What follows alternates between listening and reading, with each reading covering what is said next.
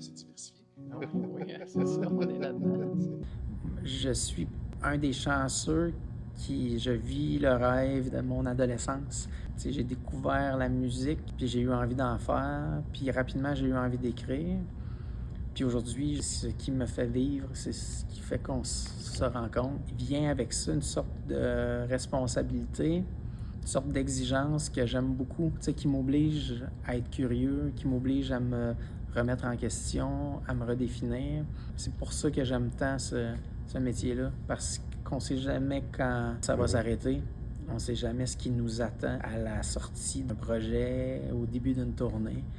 Fait que la part de mystère qui habite tout ça, moi, ça reste là, quelque chose qui me fascine encore complètement, peut-être même plus qu'avant. Les élèves avaient à lire le livre que j'ai publié il y a 2 ans et demi qui s'appelle Du bitume et du vent. Fait que j'ai pu parler un peu de l'écriture de ce livre-là, de mon parcours. Moi, j'aime beaucoup ça. Je me trouve privilégié d'avoir cet accès-là à eux, d'être dans les milieux de vie, des écoles secondaires, des cégeps, des universités, même des écoles primaires, dans toutes les régions du Québec. Pour moi, c'est vraiment une chance de prendre le pouls d'une autre affaire. Il y a une vérité souvent qui sort de ces rencontres-là qui est hyper intéressante.